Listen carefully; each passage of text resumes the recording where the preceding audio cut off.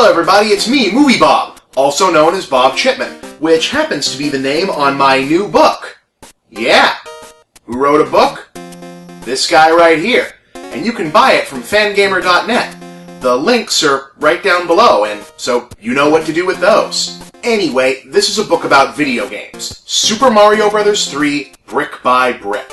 So, actually, technically, more accurately, it's about one video game. One game, one book. Why would I write such a thing? Why would I imagine you might be interested in reading it? Well, that's not entirely simple to explain. I wish it was. Simple to explain things are much easier to market. If I had to describe this book in the most basic terms, I would call it a work of in-depth academic video game criticism. Or perhaps a let's play in novel form. But it's so much more than that. Alright, the way I look at it, video gaming right now is one of the most exciting and vibrant young art forms in the world, and as such, the world of game criticism, game analysis, and game writing in general is some of the most interesting writing about art and popular culture happening. And yet, a year or two back, I started thinking maybe something might be missing from the equation. See, there's a lot of different forms of game-related writing, video making, and just plain thinking going on right now. You've got reviews, you've got criticism, you've got analysis. Funny reviews, serious reviews, reviews focused on story, reviews about mechanics, critiques of art design, deconstruction of music, consumer breakdowns of the newest hits, retrospectives of the classics.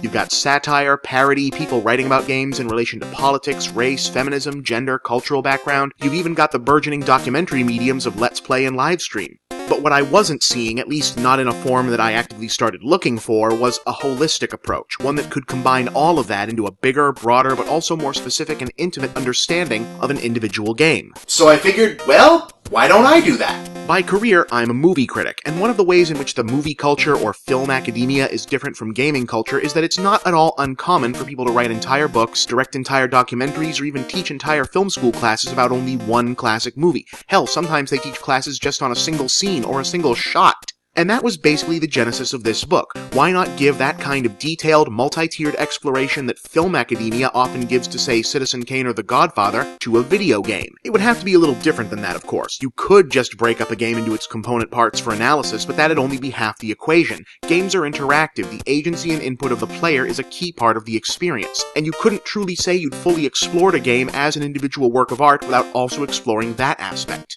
And that's when it hit me. Why not just play a game and critique it? Sit down, play through every level of a game, every board, every stage, whatever, record every step I take, travelogue style, and also offer in-depth analysis and criticism of every element as I encounter them. Every sprite, every background, every piece of music, sound effect, enemies, items, power-ups, the whole thing. The only decision left to make was, which game should I play? For me, Super Mario Bros. 3 was the obvious choice, and not just because it's my favorite game ever and my honest permanent pick for the title of best game ever made. I mean, an experiment like this ideally should involve a game that lots of potential readers have played themselves, and Mario 3 is one of the most widely played games of all time, a straight-up Golden Age classic, one of the seminal titles in the most popular game series ever, starring the most famous character in the history of the medium, designed by Shigeru Miyamoto, a man often called the greatest game designer who ever lived. I should probably stress this book is in no way affiliated with, authorized by, endorsed by, licensed through the Nintendo Corporation or any of their subsidiaries. This is an independent work of academic criticism and journalism.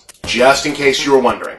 And also because I'm pretty sure I have to say that. So, that's what I did. I played through every single level of Super Mario Bros. 3. No cheats, no codes, no shortcuts, no stone left unturned. And in this book, I take you through every step of that adventure while also subjecting each and every new sprite, block, power-up, item, enemy, background, obstacle, gameplay mechanic, and even sound effect for their artistic value, aesthetic function, and, where applicable, their past or future importance in the Super Mario Bros. Legacy and the culture of video gaming as a whole. What's going on with the game's famously bizarre stage play visual scheme? What kind of mood does the music set? How do the visuals use color theory, composition, and negative space to convey different unique settings? Which classic Mario enemy was based on a traumatic event from Miyamoto's own childhood? Which item's very presence leads to one of the earliest cross-franchise references in video game history? Why is the first appearance of a Bob in level 3-9 one of the most important moments in the Super Mario Bros. Canon? Where did Bowser's kids get their names? Which famous Mario power-up makes reference to both Shinto and Buddhist folklore? Well, all that and more is right here in the pages of Brick by Brick.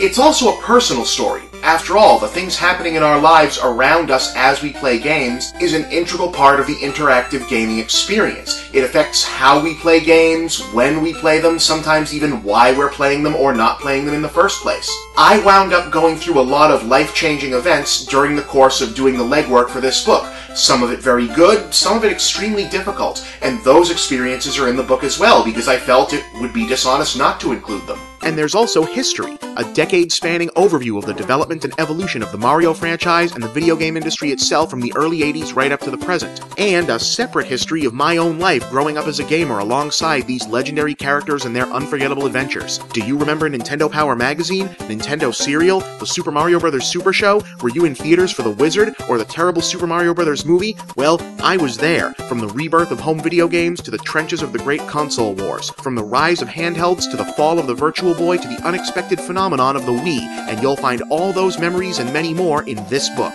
Super Mario Bros. 3 Brick by Brick is, first and foremost, in essence, an attempt to bring something new to the table of academic game writing and video game criticism. But it's also a labor of love, because video games are about love, aren't they? They're about adventure and interaction and excitement and exploration and fun.